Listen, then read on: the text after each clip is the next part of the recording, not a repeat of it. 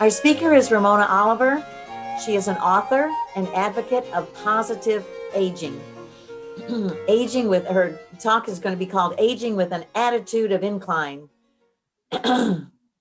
Lots of people that I know have an attitude of recline. All right. She has been a passionate educator with former roles as a human resource manager / director, career coach for Right Management, director of outreach for St. Edward's University. As president of the Austin Human Resource Management Association, she championed the professional development of employees and led a team that designed and implemented an award-winning leadership program. In addition, she launched the Workforce Readiness Program that partnered with community organizations to implement workforce readiness initiatives. At St. Edward's University, she promoted the adult undergraduate and graduate programs to older adults in the Austin community. Today, she continues that role in another capacity and serves as an advocate of positive aging. I love it. Rather than accepting a mindset of decline, she is passionate about living life with an attitude of incline. Her book, Incline Elders, How to Rebrand Aging for Self and Society, is available on Amazon. Visit her website to learn more. And Ramona, usually when we would have speakers come to our physical meetings, I would usually purchase $100 worth of their books and pass them out as door prizes. And so I'll look up your book and try to do the same. Oh, that So would be wonderful. thank you. Since we don't ever pay anybody anyway, but we do try to support you in your endeavors. So welcome. We're very excited about having you here. So take it I, away. yes, I'm excited to be here and thank you for the invitation. I was trying to remember the last time that we ran into each other, Kathy, and I think it must have been Workforce Solutions about 10 years ago, probably. Yes, But we've golly. known each other much Yes. longer than that. So it's wonderful to be here. And before I begin, I have a question for you. What is something we all have in common? Anyone like to suggest something? Okay, well, I'll answer it. Aging. We're all aging from the moment that we're born. There we go. Okay, so our agenda for today is going to include a little bit of a precursor to Inclined Elders. I'll share with you why I decided to write a book on positive aging and call it Inclined Elders. My presentation follows the three parts of my book, Inclined Elders. So part one focuses on attitude. It's the internal focus of positive aging. Part two is growth, the external focus of positive aging. And part three is empowerment, societal focus of positive aging. And then we'll end with a question and answer period. And I do want to point out that, yes, the first letters of each part of the book intentionally spell age. So a few years ago, in my mid-60s, I became increasingly aware that while I and my circle of friends were continuing to live meaningful and purposeful lives, so many other older adults had bought into society's negative connotation about aging, that it's all about decline and over the hill.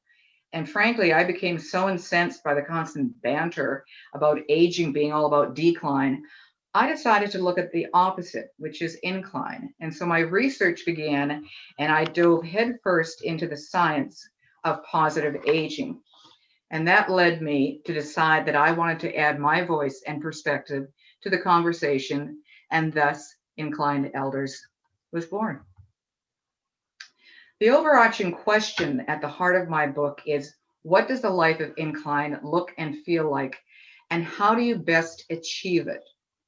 Included in the book are stories of over 50 inclined elders ranging in age from 40 to 100 who outline their attitude to aging, their challenges with aging, and tips and techniques they use to deal with aging.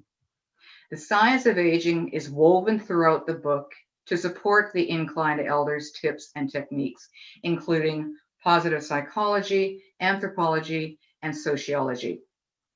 Personal reflection questions are posed at the end of each chapter, and a full resources section is included as a supplement to the material contained in the book. So really the way that I've set it up is as a workbook format, which can be used on a group basis or on an individual basis. According to a recent AARP Disrupt Aging survey, 38%, so over a third of those polled, voiced a negative outlook on aging. Why? The main reason: they have a perception that society is driven by youth-centric. That as people age, they are believed to contribute less not only to their own communities, but their country and indeed the world. Another survey conducted of young adults in the UK indicated they believe there isn't any way to escape dementia as you age. It's normal to be unhappy and depressed when you're old, and older people can never be thought of as attractive. Crazy, right? So while such pessimistic attitudes exist, there is an opportunity, actually an imperative, to influence how people feel about aging. We can create a shift in attitude and mindset from the traditional decline to a more positive incline concept. So as we move into part one, attitude, it will focus on what you need to change within you to lead a more inclined life. For the first time in history, we're not only living longer, everyone has an important choice to make. And that choice is commit to a meaningful, purposeful life of continuous incline as we get older, or believe that a new stage, one of steady decline, is inevitable. And what's not helping is that in the media and society in general, there continues this somewhat negative connotation surrounding the concept of aging. And while at least not now, we cannot do anything about the chronological process of becoming 60, 70, 80 years and beyond, we can perhaps change the mindset for it. Embracing change and looking at life with a keener sense of curiosity will lead to living with increased courage to live life to its fullest. The prevailing mindset until relatively recently has been that aging involves a progressive decline in health, mental acuity, and activity. Advances in science and technology are contributing to increased longevity. People are living 20 to 30 years longer and continuing to work beyond the former 65 and retire model. In fact, it's projected that as early as 2030, that's just 9 years away, the percentage of Americans 65 and older could exceed the percentage that's younger than 15. And this trend isn't just applicable in our society, it's manifesting globally. As the boomer generation got older, they've helped bring about a distinctive paradigm shift. Rather than thinking of themselves as over the hill, many of today's older adults are finding that they are ready, willing, and able to continue to climb new metaphorical hills and live with an attitude of incline. As mentioned earlier, for the book, I interviewed over 50 men and women. They shared their view on aging, challenges, and tips and techniques to overcome those challenges. The following stories highlight a few of these inclined elders, and I think you'll find them enjoyable. At 94, Herb, who I call the eternal incliner, moved with his wife to an independent living community. On entering the dining room their first night, Herb looked around the room and declared to his wife, "Oh my God, there's nothing but old people here." I attended Herb's 100th birthday last year, and he shared with me that he's still living a life of incline. His philosophy is in sync with this rhyme that I wrote. I look in the mirror, and who do I see? It's my younger self smiling back at me. While society dictates a time of decline, I follow my soul and choose to incline. Herb is truly an exemplar of an inclined elder. Galen, the magician, shared his magic illusion philosophy of life. He doesn't view it as a time of decline. His philosophy is carpe vitam, or seize life, rather than simply carpe diem, or seize the day. At 70, his second career, is as a magician, and he's having a ball. The amazing Miss Lee, at 96, shares her recipe for living to 96 and beyond. Highlights include having a positive attitude and keeping the inner child alive. Raymond tunes out the negative talk of decliners and follows the philosophy of not letting the old man in. An avid outdoorsman, Raymond shared that while he doesn't climb mountains anymore, he still enjoys hiking around them. It's simply a matter of modification. So what is it about aging then that is a self-fulfilling prophecy for so many? I propose there are 3 conditions that promote this negative concept, and I call them the Calamitous Seas. They include complacency, conventionality, and compliance. Complacency for some may conjure up the image of being full of sleep and nodding by the fire, while to others it may suggest the sight of sluggish and lethargic couch potatoes leading sedentary lifestyles who convince themselves they are satisfied with the status quo. Could it be that what complacent people have settled for represents an underlying fear of change? Conventionality is common to those whose sense of safety is bound up with an adherence to known customs, rules, and procedures. Yet it also conjures up images of living life in a way that is absent of any sense of adventure, curiosity, or creativity. Forever playing lip service to the adage that this is the way it's always been done, so why change, can be disheartening. Compliance may involve buying into the media and society's propaganda about aging and suggests a conscious yielding to the wishes of others. In other words, acquiescence, submissiveness, and conformity.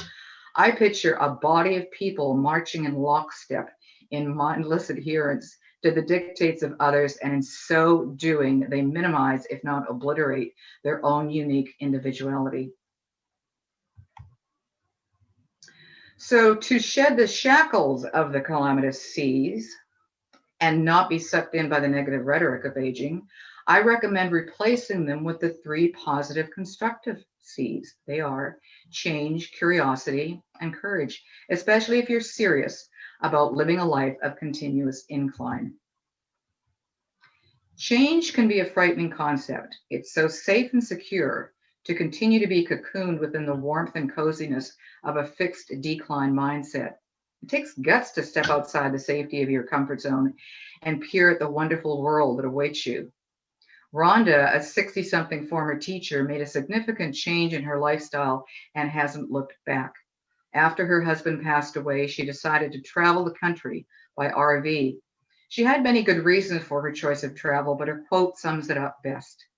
In the end, we only regret the chances we didn't take and the decisions we waited too long to make. Accomplishing this tremendous change has given her a sense of freedom to live a life of adventure on her terms, and she's discovering the joy of a simpler lifestyle. Perhaps you might start making changes in your life with baby steps, literally.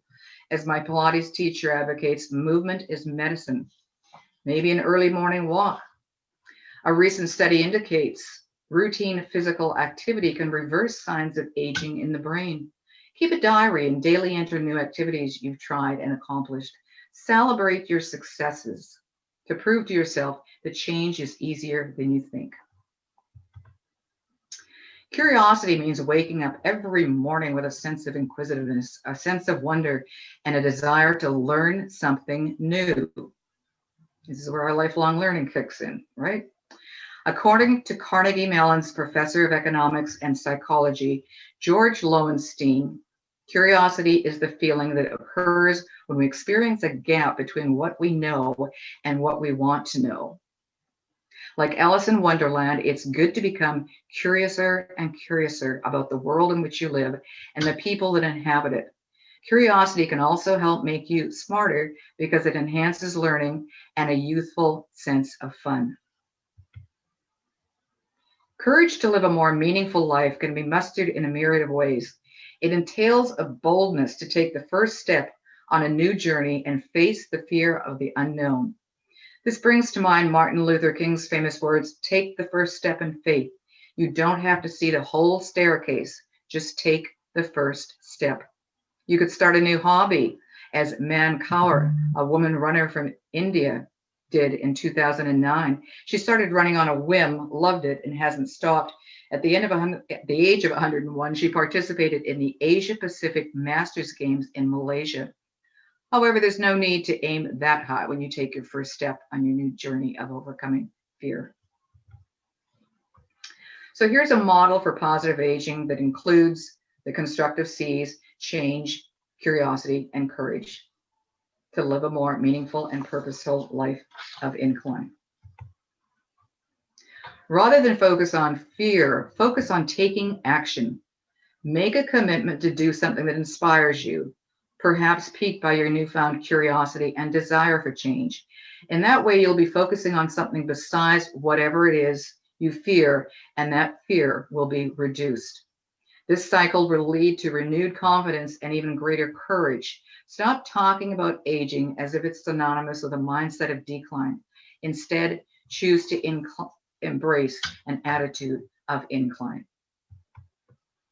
I'd like to share a few more stories from Incline Elders that demonstrate how change, curiosity, and courage can have a positive impact on your life. At 50, our amazing Miss Lee shifted her career as a secretary to become an international motivational speaker. How did she make this change? By turning her thinking upside down. She realized that talent plus hard work equals success. Not everyone is just born a genius with talent. On retiring, Galen, our magician, turned a childhood curiosity into a new career as a magician. Performing magic for people young and old has given him an opportunity to bring wonder and delight to others, and in so doing has injected more joy in his own life. And Kathy learned to laugh fear in the face and took a stand-up comedy class to overcome her fear of standing in front of a group of people and feeling like a jerk, as she expressed it to me. By pushing through her fears, Kathy mustered the courage to live the life she chooses. I've always loved a quote by Meister Eckhart, a 13th century German theologian. He stated, "If the only prayer you ever say in your entire life is thank you, that will be enough." It so simply states the power of gratitude. Being grateful is the most powerful thing you can do to change your life. Gratitude opens the doorway to abundance in your life. How? When you engage gratitude in your life, your ego steps aside. This allows you to connect more deeply with spirit, your true self. Gratitude is a powerful human emotion. In all forms, it is associated with happiness. By giving and receiving simple thank yous, we can experience the pleasure and happiness we seek in our lives. Gratitude is derived from the Latin word gratia, meaning grace. When we experience gratitude, we are in a state of grace and thankfulness. Gratitude is a gift that is freely given with no return expectations. It's an attitude you can choose to embrace. Research by leading American investigators of gratitude has shown that gratitude can improve general well-being, increase resilience, strengthen social relationships, and reduce stress and depression. The more grateful people are, the greater their overall well-being and life satisfaction. Grateful people also have a greater capacity for joy and positive emotions. They're happier. I'm going to share Betty's story, which I call the crystal bowl. It demonstrates the power of gratitude. The following is an excerpt from Incline Elders. In August 2005, Betty and her husband fled Hurricane Katrina along with 1.5 million other residents of New Orleans with nothing but a suitcase hastily packed. Several weeks later, they returned to assess the damage. As they waded through the filthy, oak-soaked water, Betty's thoughts went to her newly purchased Waterford crystal bowl, which she'd proudly displayed on her dining room table. As her gaze moved towards the table, she couldn't believe her eyes. The crystal bowl was embedded in the table, weighed down by the floodwaters. It was intact and unharmed. It had weathered the storm as she and her husband had. Like the crystal bowl, Betty's spirit was still intact and unscathed by the devastation of the storm. She was filled with gratitude that she and her husband were safe. As Betty said, "For this I'm grateful. I feel I'm blessed."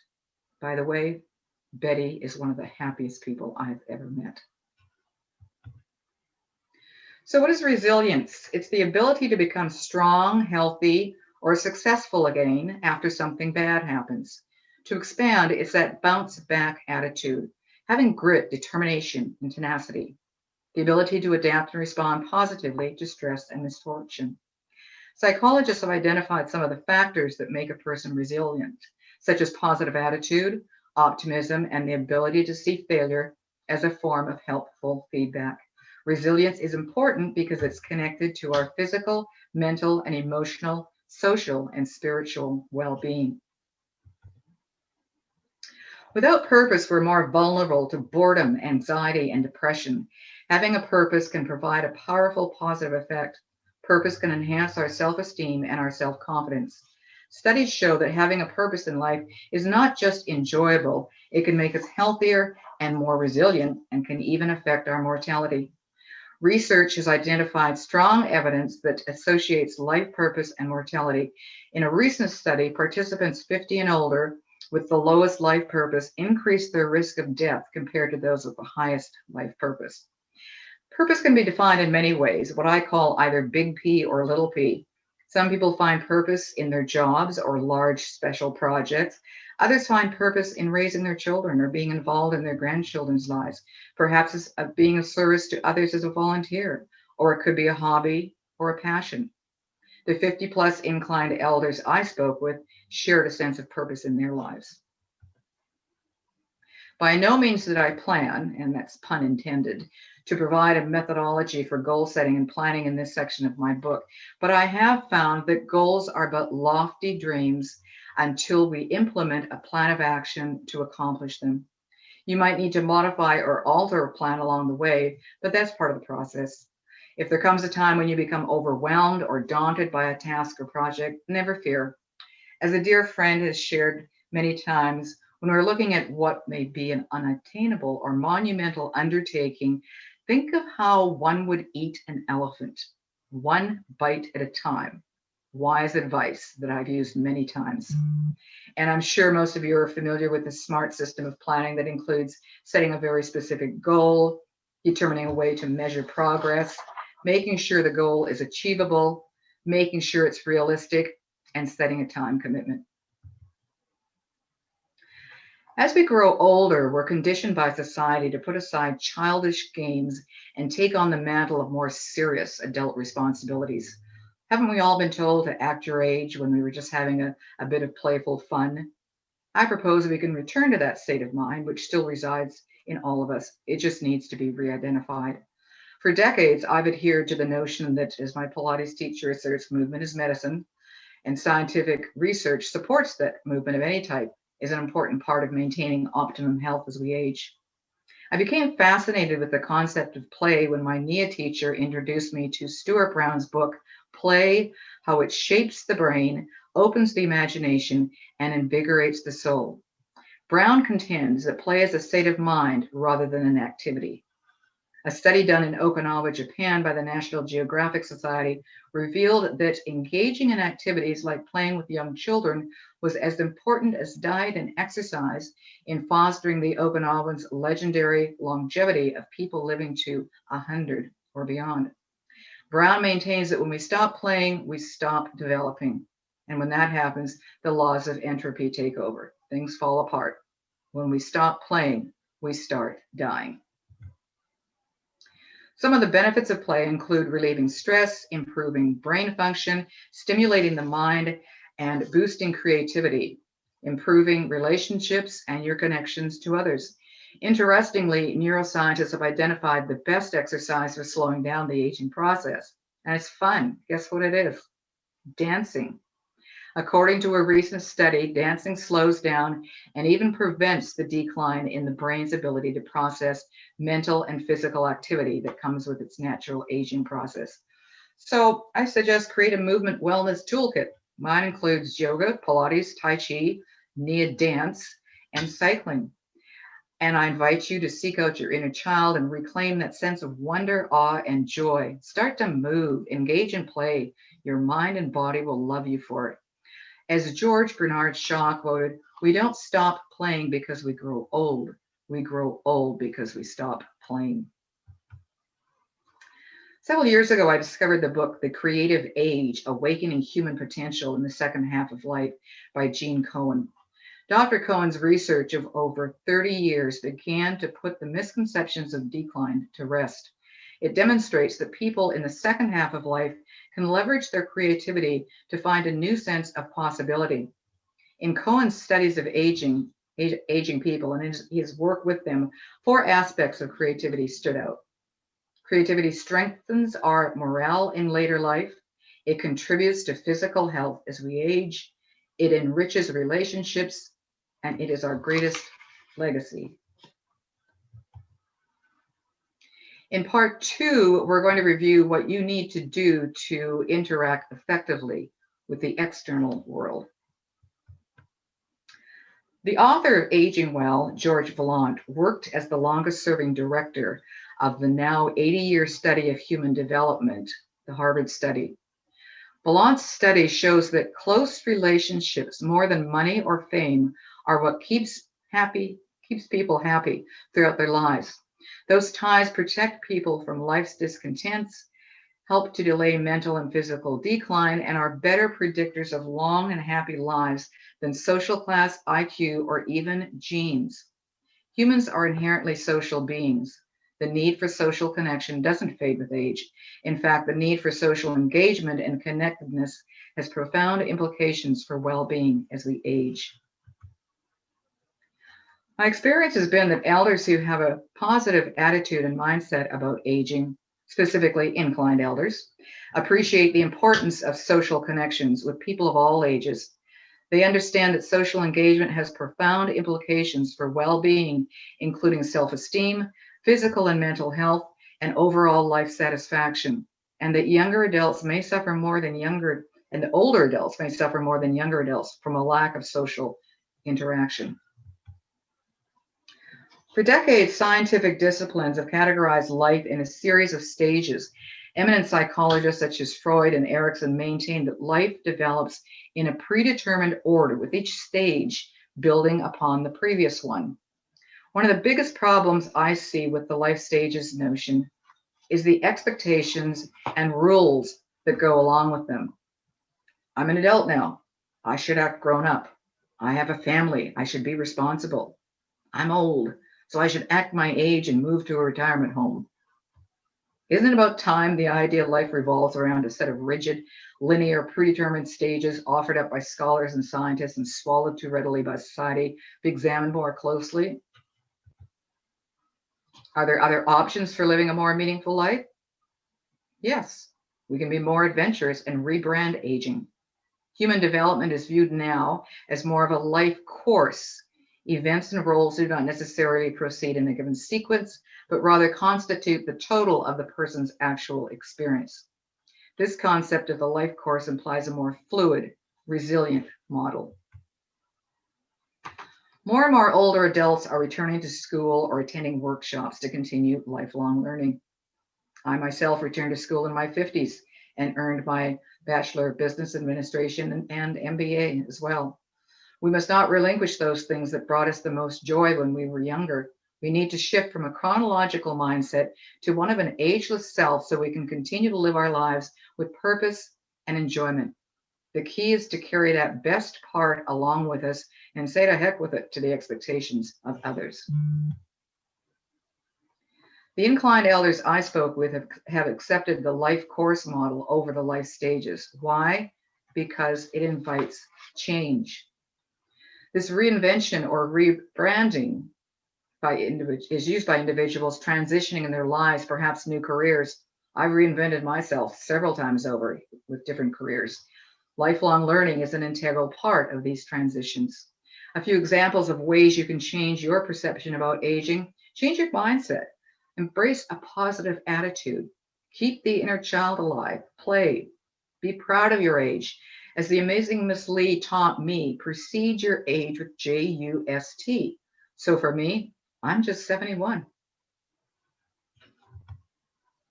We don't have to settle for life stages, midlife crises, and other negative social theories.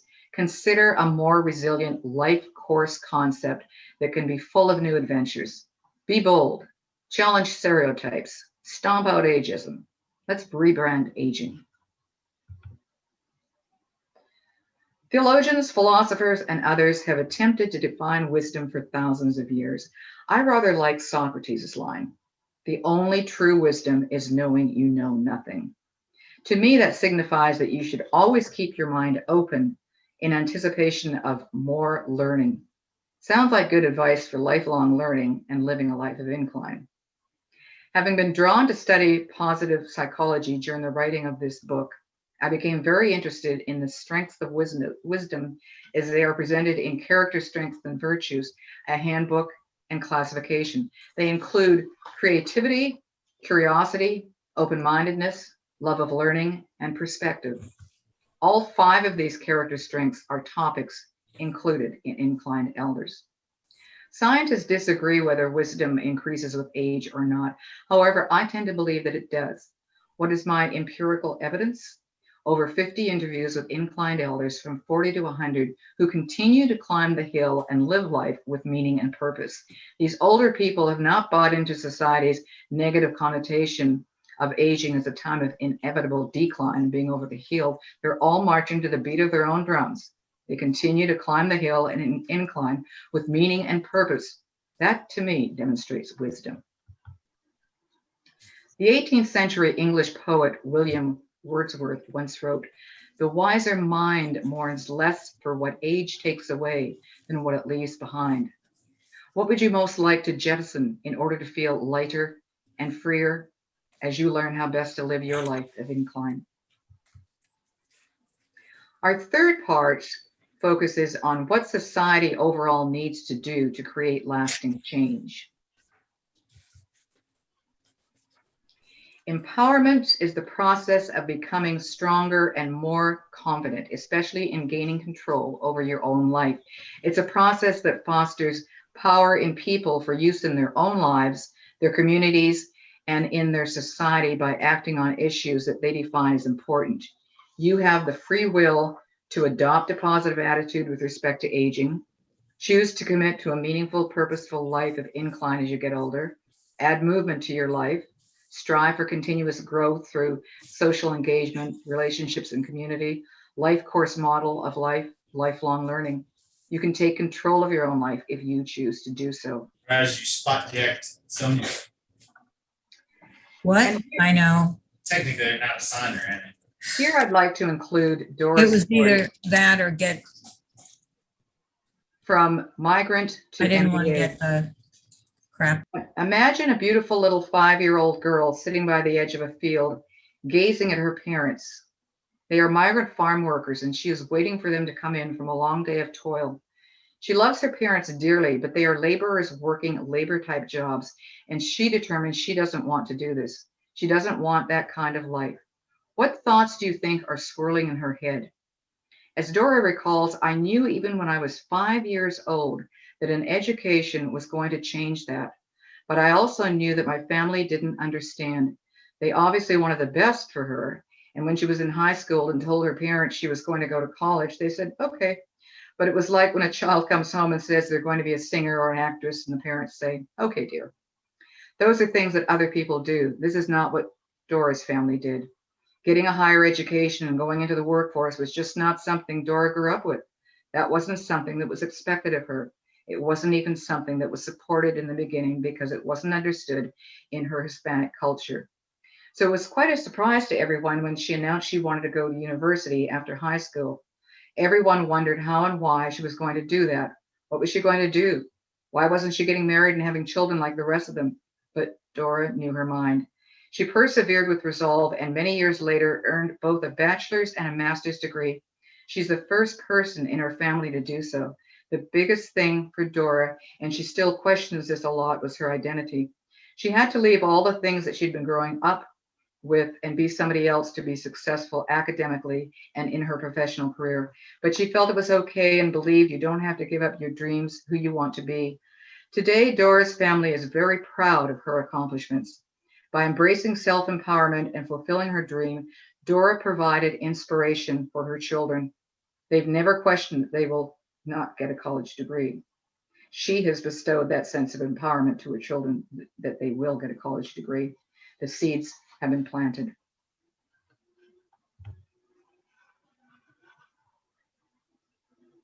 So I recommend that as we age, we can become role models. While conducting my interviews of inclined elders, several common threads began to emerge. A strong sense for community and connections, a sense of being part of something more than themselves. And in addition, the inclined elders wanted the ability to discard their limiting beliefs and summon the courage, confidence, and guts to make changes. So I propose that by serving as a role model of living a life of continuous incline, you will be leaving a legacy and living it now.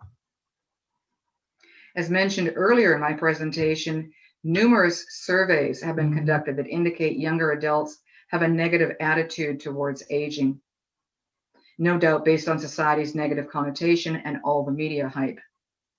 No wonder many young people do not look forward to the prospect of aging.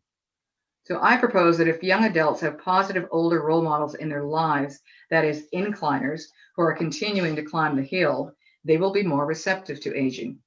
To test my theory, I interviewed several younger adults in their 20s and 30s, and invariably these young'uns that had older role models in their lives had a positive mindset about aging. And a recent review of my book sums it up. The reader wrote, "I am under 40 and really enjoyed the book. It's filled with fun personal anecdotes of inspired and inspiring elders. We are all someone else's elder and could be a better version of ourselves, for ourselves, and as an example to others." Every day we're confronted with choices to determine a life of continuing to incline or accept that it's mostly downhill from here. Welcome change or feel more comfortable with the status quo. Embrace your authenticity or prefer not to make waves at this point. These are important questions because the totality of our choices becomes our life and in turn determines the kind of legacy we leave. When you shift to living with a mindset of incline and legacy, you are choosing a more authentic life path for yourself. Older adults can serve as role models and leave a legacy of incline for future generations. We can become an inspiring example so our society relinquishes the notion that aging is synonymous with decline and over the hill once and for all. Rather than settling for a life of complacency, conventionality, and compliance, the three Calamitous Seas, we can choose to embrace change, curiosity, and courage, the three Constructive Seas. That's certainly a credo to live by and one I attest to. While reinventing myself several times over, both personally and professionally, I've always remained true to my core essence. I choose to leave a legacy and live it now by serving as a role model for future generations and society. How about you? Changes are occurring worldwide as fertility rates decline, and there's a significant increase in human longevity through technology and medicine. 20 to 30 years have been added to previous lifespans for many. People born today have a 50% chance to live to 100 and beyond. So what does society need to do? Society needs to reevaluate our existing life model because the existing one no longer works as it evolved for lives that were half as long. Our traditional 3 stages of life, education, work and family, and then retirement, is outdated. A new life course is required to provide greater flexibility and multiple stages. A new life course is needed that will support people to live high quality lives for 100 years or more, including new models for education, especially more lifelong learning, a redesign of how we work, new policies for healthcare, housing, the environment, more intergenerational communities. Many groups of forward-thinking individuals are studying ways to do this. One such group is the Stanford Center on Longevity. The aim is to develop recommendations for governments, employers, businesses, parents, and policymakers. This initiative is called A New Map of Life, and I'm following its progress with great interest. Yes, our society needs to change, but I believe change needs to start at the grassroots level.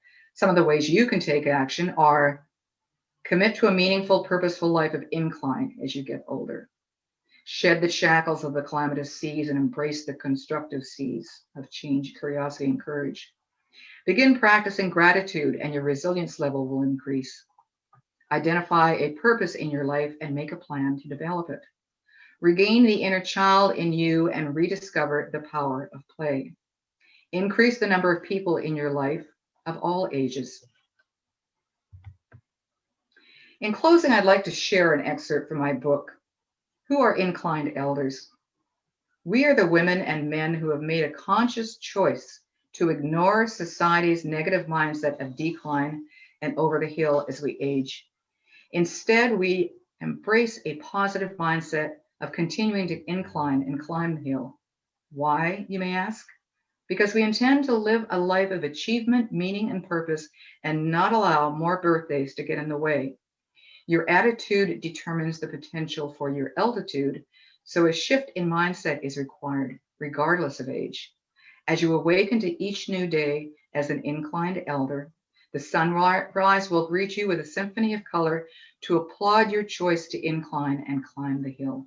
You will continue to broaden your experience and deepen your joy of life. Serving as vibrant role models, the inclined elders I know are leaving their own unique legacies of wisdom and inspiration for future generations. There needs to be more of us to affect real social change. So why not incline too? There's an amazing view from up here. Come with me and see for yourself. I look forward to seeing you on the path.